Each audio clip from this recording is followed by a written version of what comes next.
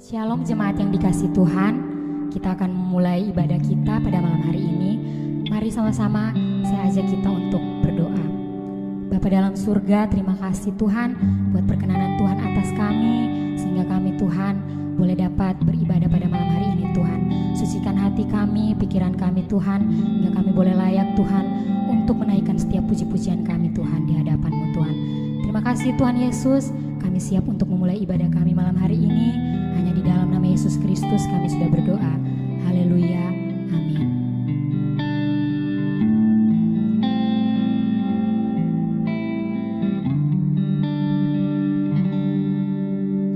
Seperti rusa rindu sungaimu, jiwaku rindu Engkau. Kaulah Tuhan hasrat hatiku, ku rindu menyembah-Mu. Engkau kekuatan dan perisaiku, kepadamu rohku berserah. Kaulah Tuhan hasrat hatiku, ku rindu menyembah-Mu. Yesus, Yesus, Kau berarti bagiku. Yesus, Yesus, Kau segalanya bagiku. Yesus, Yesus, Kau berarti bagiku. Oh Yesus, Yesus, Kau segalanya bagiku. Yesus, Yesus, Kau berarti bagiku. Oh Yesus, Yesus, Kau segalanya bagiku. Kau segalanya bagiku. Kau segalanya bagiku. Haleluya. Oh, haleluya. Haleluya. Yesus, Kau segalanya bagi kami. Haleluya. Yesus, kami bersyukur. Haleluya. Oh Yesus, kami bersyukur Tuhan. Haleluya.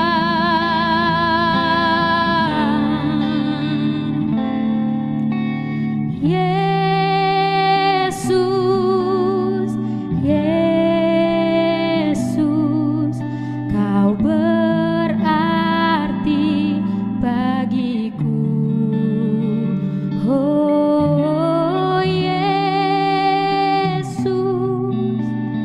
Yesus, Kau segalanya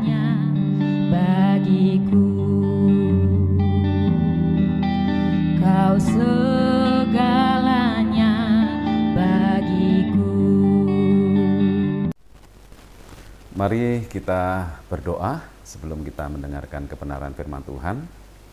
Tuhan, kami ucap syukur dan terima kasih buat hari yang begitu indah yang Tuhan sediakan di dalam kehidupan kami. Sehingga pada malam hari ini ya Tuhan, kami boleh diberikan kesempatan untuk mendengarkan kebenaran firman Tuhan. Dan kiranya Roh Kudus memberikan roh hikmat akal budi untuk kami bisa mengerti dan memahami dan memiliki kemampuan untuk kami bisa melakukan di dalam kehidupan kami sehari-hari.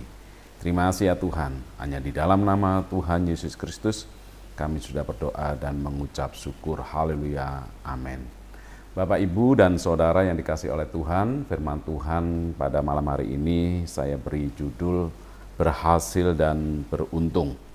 Mari kita buka di dalam Alkitab kita, di dalam kitab Yosua pasal yang pertama, ayat pertama hingga sampai kedua. Kemudian kita sambung ayat yang kelima sampai yang ke-8. Demikian bunyi firman Tuhan.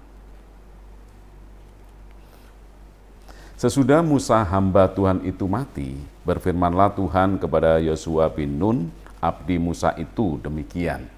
Hambaku Musa telah mati, sebab itu bersiaplah sekarang, seberangilah sungai Yordan ini, engkau dan seluruh bangsa ini, menuju negeri yang akan kuberikan kepada mereka, kepada orang Israel itu. Kemudian kita baca ayat yang kelima. Seorang pun tidak akan dapat bertahan menghadapi engkau seumur hidupmu. Seperti aku menyertai Musa, demikianlah aku akan menyertai engkau. Aku tidak akan membiarkan engkau dan tidak akan meninggalkan engkau. Ayat yang ke-6. Kuatkan dan teguhkanlah hatimu, sebab engkaulah yang akan memimpin bangsa ini memiliki negeri yang kujanjikan dengan bersumpah kepada nenek moyang mereka untuk diberikan kepada mereka. Ayat yang ke-7, hanya kuatkan dan teguhkanlah hatimu dengan sungguh-sungguh, bertindaklah hati-hati sesuai dengan seluruh hukum yang telah diperintahkan kepadamu oleh hambaku Musa. Janganlah menyimpang ke kanan atau ke kiri, supaya engkau beruntung kemanapun engkau pergi. Ayat yang ke-8, janganlah engkau lupa memperkatakan kitab Taurat ini, tetapi renungkanlah itu siang dan malam, supaya engkau bertindak hati-hati sesuai dengan segala yang tertulis di dalamnya. Sebab dengan demikian perjalananmu akan berhasil dan engkau akan beruntung. Bapak, Ibu, dan Saudara yang dikasihi oleh Tuhan, saat Musa mati itu bukan akhir segala-galanya. Bukan berarti rencana Allah menjadi gagal sehingga bangsa Israel tidak kesampaian masuk ke tanah perjanjian. Tuhan tidak bergantung dengan siapapun, dan Tuhan pun tidak bergantung dengan apapun dalam mewujudkan kehendak-Nya. Karena Dia Allah yang berdaulat, dan itu terbukti setelah Musa mati, Allah tetap pada rencananya membawa bangsa Israel ke tanah perjanjian. Sebagai orang percaya, kita harus paham jika Tuhan melibatkan kita di dalam rencananya, itu bukan karena pertimbangan siapa kita, orang berduit, berkedudukan, atau bertalenta, tetapi siapa Tuhan, yaitu pribadi berdaulat, dan hanya anugerahnya saja kita diberikan kesempatan untuk melayani Dia. Untuk itu, kita jangan bersikap sombong jika Tuhan itu mempercayakan sesuatu, yaitu pekerjaannya kepada kita saat ini. Allah memilih seorang yang bernama Yosua menggantikan Musa untuk memimpin bangsa Israel masuk ke tanah perjanjian, yaitu Kanaan, sesuai dengan yang diucapkan oleh Tuhan kepada nenek moyang mereka, yaitu Abraham, Ishak, dan Yakub. Bagi Yosua, memimpin bangsa Israel bukanlah pekerjaan yang mudah, sebab mereka adalah bangsa yang besar, bahkan terkenal sebagai bangsa yang tegar tengkuk, dan sangat mungkin dirinya, yaitu Yosua, akan dibanding-bandingkan kepemimpinannya dengan Musa. Namun demikian, ada janji yang diucapkan oleh Tuhan kepada Yosua, bahwa perjalanannya akan berhasil dan beruntung. Nah, berhasil yang dimaksud adalah mencapai tujuan hidup sesuai dengan kehendak Tuhan. Sedangkan yang dimaksud dengan beruntung adalah hidup bijaksana. Bapak, Ibu, dan Saudara yang dikasihi oleh Tuhan, jika kita perhatikan di dalam Yosua 1 ayat yang ke-5 sampai yang ke-8, ada 3 pesan Tuhan yang disampaikan kepada Yosua yang akan memimpin bangsa Israel agar berhasil dan beruntung. Kita perhatikan di dalam Yosua pasal yang pertama ayat yang ke-5, dikatakan demikian. Seperti aku menyertai Musa, demikianlah aku akan menyertai engkau. Aku tidak akan membiarkan engkau dan tidak akan meninggalkan engkau. Pesan pertama agar Yosua berhasil dan beruntung adalah percaya penyertaan Tuhan tidak berubah. Musa dan Yosua adalah pribadi yang berbeda, memimpin di generasi yang berbeda, dan memiliki tantangan yang berbeda pula. Namun demikian, Tuhan berjanji menyertai Yosua seperti menyertai Musa. Hal itu menunjukkan bahwa penyertaan Tuhan itu tidak pernah berubah. Allah adalah Allah yang setia, yang sekali-kali tidak pernah meninggalkan umat-Nya. Apa yang Tuhan sudah lakukan kepada Yosua, nantinya itu pun juga dilakukannya di dalam kehidupan yang dimana dia pernah lakukan kepada Musa. Bapak, Ibu, dan Saudara yang dikasihi oleh Tuhan, demikian juga Tuhan atas hidup kita. Meskipun saat ini kita berada di tahun 2025 yang pastinya memiliki tantangan yang berbeda, kesulitan yang berbeda, pergumulan yang berbeda, dan kondisi yang berbeda dibandingkan tahun 2024. Namun firman Tuhan pastikan bahwa penyertaannya atas hidup kita itu tidak pernah berubah. Kasih-Nya, kebaikannya di dalam kehidupan kita itu sekali-kali tidak akan pernah berubah. Sebab Yesus itu tetap sama dulu, sekarang, dan sampai selama-lamanya. Jika Tuhan telah menyertai kita sepanjang tahun 2024, Tuhan juga yang sama pastinya menyertai kita sepanjang tahun 2025. Oleh karena itu, kita tidak perlu takut dan gentar dengan segala peristiwa yang terjadi di dalam kehidupan kita. Meskipun kita tidak pernah tahu apa yang akan terjadi di depan kita, namun satu hal, penyertaannya adalah sebuah kepastian. Bapak, Ibu, dan Saudara yang dikasihi oleh Tuhan, kasih setia Tuhan itu selalu ada di dalam hidup kita. Nah, jika kita baca di dalam 2 Timotius 2 ayat yang ke-13 dikatakan demikian. 2 Timotius 2 ayat yang ke-13. Jika kita tidak setia, Dia tetap setia. Karena putus. Terus saja ya. Kasih setianya selalu ada dalam kehidupan kita. Jika kita baca di dalam 2 Timotius 2 ayat yang ke-13 dikatakan demikian. Jika kita tidak setia, Dia tetap setia karena Dia tidak dapat menyangkal dirinya. Tidak ada alasan bagi Allah untuk menghentikan kasih-Nya di dalam kehidupan kita, apapun kondisi kita. Saya tidak tahu bagaimana kondisi Bapak, Ibu, dan Saudara saat ini. Namun apapun keberadaan kita saat ini, tidak menghalangi Allah untuk mengasihi kita.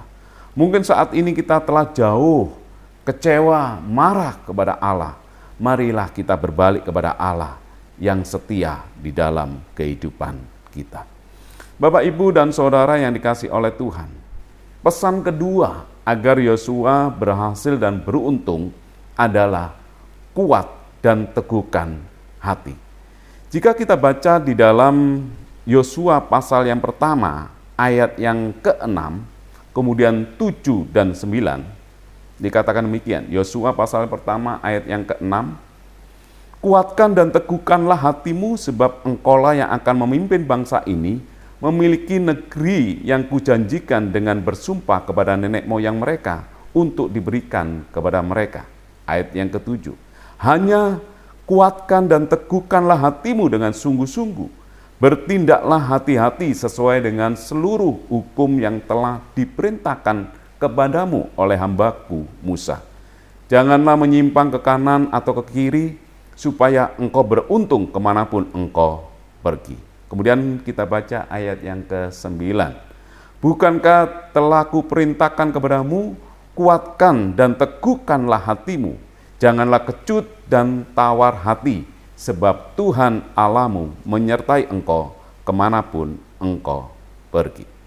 Bapak, Ibu, dan Saudara yang dikasih oleh Tuhan, kalau kita perhatikan dalam pembacaan kita di dalam Yosua 1 ayat 6, 7, dan 9, jelas sekali ada 3 kata yang diulang sebanyak 3 kali, yaitu kuatkan dan teguhkan hatimu. Hal ini menjadi satu hal perhatian bagi kita. Hal yang terpenting yang harusnya kita juga perhatikan. Bapak, Ibu, dan Saudara yang dikasih oleh Tuhan, memimpin bangsa Israel bukanlah pekerjaan mudah. Wajar jika Yosua mungkin gentar, mungkin Yosua berpikir, Musa aja gagal, apalagi aku. Oleh karena itu Tuhan berfirman kepada Yosua agar kuat dan teguh hati. Kuat dan teguh hati sangat diperlukan agar tidak menjadi lemah dan hilang percaya. Sebab di dalam memimpin bangsa Israel, Yosua akan menghadapi tantangan dan kesulitan, baik yang berasal dari bangsanya sendiri maupun juga bangsa-bangsa lain. Jangan sampai terulang kembali kepada 10 pengintai dari 12 pengintai yang diutus oleh Musa, jika kita baca di dalam Bilangan 13. Pada saat itu Tuhan memerintahkan kepada Musa untuk mengutus seorang setiap suku mengintai tanah negeri Kanaan yang akan diberikan kepada Israel. 12 pengintai bertugas untuk mengamati keberadaan negeri Kanaan, kuat atau lemah, tempat yang didiami itu tempat terbuka atau berkubuh, tanahnya baik atau buruk, dan sebelum berangkat mereka diminta untuk tabahkan hati. Itu ada di dalam Bilangan 13 ayat yang ke-20 bagian B. Sebab yang dilihatnya itu bisa saja menggoncangkan imannya.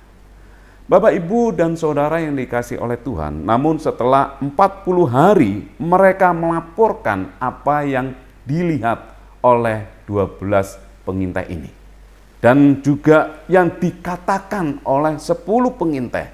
Kita baca di dalam Bilangan 13 ayat 27 sampai 28.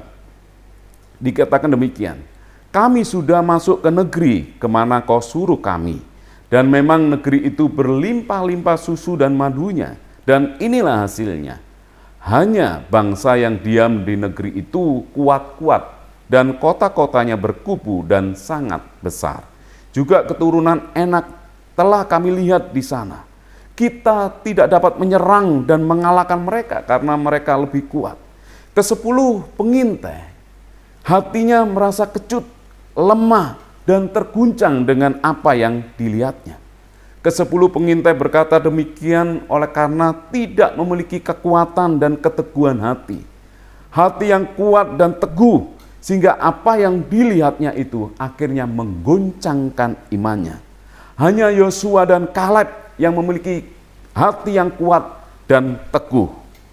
Nah, dalam perjalanan hidup pastinya kita menjumpai berbagai tantangan yang terjadi di dalam kehidupan kita, dan itu bisa sewaktu-waktu bisa melemahkan iman kita. Sebab apa yang kita lihat atau kita dengar melalui peristiwa yang terjadi itu bisa menggoncangkan dan bahkan melemahkan iman kita. Atau ketika harapan itu tidak sesuai dengan realita yang terjadi, maka seringkali hati kita menjadi tawar. Namun sebagai orang yang percaya, jangan menjadi lemah. Kita harus memiliki kekuatan dan keteguhan hati, memiliki hati yang kuat dan tekad yang kuat. Jangan berfokus kepada masalah yang kita lihat, tantangan yang kita dengar, atau keberadaan diri yang penuh dengan keterbatasan ini. Tetapi fokuskanlah diri kita terhadap janji-janji Tuhan dan firman-Nya, sebab bagi Allah itu tidak ada yang mustahil. Kuat dan teguhkan hati, itu harus muncul di dalam diri kita. Itu harus ada di dalam diri kita, yaitu dengan cara memperkatakan firman Tuhan di dalam kehidupan kita. Jika kita baca di dalam Roma pasal yang ke-10, Roma pasal yang ke-10, ayat yang ke-17 dikatakan demikian. Jadi iman timbul dari pendengaran, dan pendengaran oleh firman Kristus. Firman Tuhan begitu jelas sekali bahwasanya iman itu timbul dari pendengaran, dan pendengaran akan firman Tuhan. Tetapi kita juga harus tahu bahwa tidak semua apa yang kita dengar itu memunculkan iman di dalam kehidupan kita. Tapi juga bisa mengecilkan iman kita, menciutkan hati kita. Makanya penting bagi setiap kita untuk fokus dan percaya akan firman Tuhan, sehingga kita boleh memperoleh penggenapan akan janji-janji Tuhan di dalam kehidupan kita. Apapun yang saat ini kita dengar di sekeliling kita, apapun yang saat ini kita lihat peristiwa demi peristiwa yang terjadi di depan kita, tetapi satu hal, kita harus tetap berfokus kepada kebenaran firman Tuhan. Sehingga kebenaran firman Tuhan itu boleh menguatkan kita, meneguhkan kita, dan memunculkan iman dan percaya kita, sehingga dalam situasi dan kondisi apapun kita tidak pernah menjadi lemah. Bapak, Ibu, dan Saudara yang dikasihi oleh Tuhan, pesan yang ketiga yang diucapkan oleh Tuhan kepada Yosua agar berhasil dan beruntung adalah ketaatan pada firman Tuhan. Kita baca di dalam Yosua pasal yang pertama ayat yang ke-8 dikatakan demikian. Janganlah engkau lupa memperkatakan kitab Taurat ini, tetapi renungkanlah itu siang dan malam, supaya engkau bertindak hati-hati sesuai dengan segala yang tertulis di dalamnya. Sebab dengan demikian perjalananmu akan berhasil dan engkau akan beruntung. Bapak, Ibu, dan Saudara yang dikasihi oleh Tuhan, hal pertama dan utama yang dikatakan oleh Tuhan kepada Yosua bukan berbicara tentang mujizat atau kemenangan atas musuh-musuhnya, tetapi memperkatakan kitab Taurat dan merenungkannya siang dan malam, serta melakukannya. Kehidupan yang berhasil dan beruntung bukan berbicara tentang banyaknya mujizat yang kita alami, bukan terpenuhinya hidup dengan materi, tetapi bagaimana mencapai tujuan hidup sesuai dengan kehendak Allah. Bagaimana kita itu menjalani hidup secara bijaksana. Kita ketahui bersama bahwa bangsa Israel itu mengalami banyak mujizat dari Allah. Mereka mengalami mujizat bisa menyeberangi Laut Teberau. Mereka juga mengalami mujizat dan melihat mujizat itu bagaimana air yang pahit menjadi manis. Dan setiap pagi dia juga boleh memperoleh mana dari surga. Dan juga setiap petang dia juga mendapatkan burung puyuh. Dan semuanya itu adalah mujizat yang dialami oleh bangsa Israel pada saat itu. Namun orang-orang yang mengalami banyak mujizat Allah itu ternyata tidak bisa mencapai tujuan hidup yang Tuhan kehendaki, yaitu masuk ke tanah perjanjian. Tetapi mereka berputar-putar selama 40 tahun di padang gurun, dan akhirnya semua dalam satu generasi itu mati di padang gurun. Tuhan mau katakan kepada kita bahwa jalan untuk memperoleh keberhasilan dan keberuntungan adalah bagaimana kita itu selalu memperkatakan, merenungkan, dan melakukan firman Tuhan di dalam hidup kita. Melalui Alkitab kita dapat mengenal pribadi Allah. Melalui Alkitab kita bisa mengenal kehendak dan rencananya. Maka sangat penting bagi kita untuk mengenal dan mempelajari akan firman Tuhan. Sehingga dengan demikian ketika firman Tuhan itu kita lakukan di dalam kehidupan kita sehari-hari, maka kita akan selalu menyelaraskan hidup yang sesuai dengan firman Tuhan. Dengan kita membaca firman Tuhan, kita merenungkan firman Tuhan dan melakukan di dalam kehidupan kita sehari-hari, itu akan membuat hidup kita menjadi bijaksana. Untuk itu penting bagi kita sebagai orang percaya untuk selalu merenungkan kebenaran firman Tuhan dan melakukannya di dalam kehidupan kita sehari-hari, sehingga kita semakin jelas dan tepat untuk mengetahui kehendak Allah di dalam kehidupan kita, sehingga kita bisa masuk di dalam segala rencananya, apa yang Tuhan rencanakan di dalam diri kita, sehingga kehidupan kita pun tidak menyimpang ke kiri maupun ke kanan, tetapi hidup yang selalu memperkenankan hati Tuhan. Bapak, Ibu, dan Saudara yang dikasih oleh Tuhan, D.L. Moody pernah berkata, kitab suci bukanlah diberikan untuk menambah pengetahuan kita, melainkan untuk mengubah kehidupan kita. Dan biarlah firman Tuhan yang setiap hari kita baca dengan penuh kasih, penuh kerinduan, itu senantiasa mengubah kehidupan kita. Sehingga setiap harinya hidup kita berubah dan terus berubah. Sehingga akhirnya kita memiliki keserupaan seperti Yesus. Dan kiranya firman Tuhan yang kita dengar pada malam hari ini itu boleh memberkati kita. Dan kita menjadi pelaku-pelaku firman Tuhan yang menyenangkan dan memperkenankan hati Tuhan. Amin. Tuhan Yesus memberkati. Mari kita berdoa. Tuhan, kami ucap syukur dan terima kasih buat janji firman-Mu yang kami dengar pada malam hari ini ya Tuhan.